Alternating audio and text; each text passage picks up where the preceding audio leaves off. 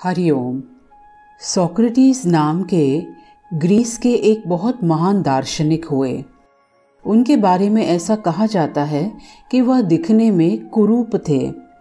एक दिन वह अकेले बैठे हुए ही आईना हाथ में लिए अपना चेहरा देख रहे थे। तभी उनका एक शिष्य कमरे में आया। सोक्रेटिस को आईना देखते हुए देख उसे कुछ अजीब लगा। वह कुछ बोला नहीं, सिर्फ मुस्कुराने लगा। विद्वान सोक्रेटिस शिष्य की मुस्कुराहट देखकर समझ गए और कुछ देर बाद बोले, मैं तुम्हारे मुस्कुराने का मतलब समझ रहा हूँ। शायद तुम सोच रहे हो कि मुझ जैसा कुरूप व्यक्ति आईना क्यों देख रहा है। शिष्य कुछ नहीं बोला, उसका सिर शर्म से झुक गया। सोक्रेटिस ने फिर बोलना शुरू किया, शायद तुम नहीं जानते कि मैं आईना क्यों देखता हूँ। नहीं, शिष्य बोला। गुरुजी ने कहा, मैं कुरूप हूँ, इसीलिए रोजाना आईना देखता हूँ।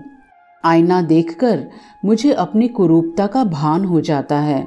मैं अपने रूप को जानता हूँ, इसीलिए मैं हर रोज कोशिश करता हूँ कि अच्छे कर्म करूँ, ताकि मेरे अच्छे कर्म मेरी कुरूपता के सामने प्रधान हो जाएं और कुरूपता गौण हो जाए।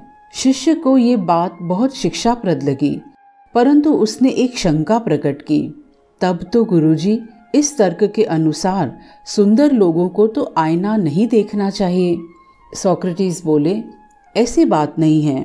वे समझाते हुए बोलते हैं, उन्हें भी आईना अवश्य देखना चाहिए, इसीलिए क्योंकि उन्हें ध्यान रहे कि वे जितने सुंदर दिखते हैं उतने ही सुंदर कर्म भी करें। कहीं बुरे कर्म उनकी सुंदरता पर हावी न हो जाएं और परिणामवश उन्हें कुरूप बना दें। गुरुजी की यह बात शिष्य के मन को छू गई और वह अपने गुरु सोक्रेटिस के सामने नतमस्तक हो गया। तो प्रिय मित्रों, यहाँ पर कहने का आशय यह है कि सुंदरता मन व भावों से दिखती है। शरीर की सुंदरता केवल चोले की सुंदरता है, जो कि क्षणिक है, आज है कल नहीं होगी। लेकिन मन और विचारों की सुंदरता की सुगंध न केवल दूर दूर तक फैलती है, लेकिन वह अपने और अन्य के मन को सदैव प्रसन्नता प्रदान करती है। कोई कैसा भी दिखता है, यह ईश्वर की इच्छा होती है, लेकिन हम कैसे कर्म करते हैं, किस प्रकार से सबके सुख का निमित्त बनते हैं, सबकी सेवा का निमित्त बनते हैं, यह हमारे कर्म की स्वतंत्रता है।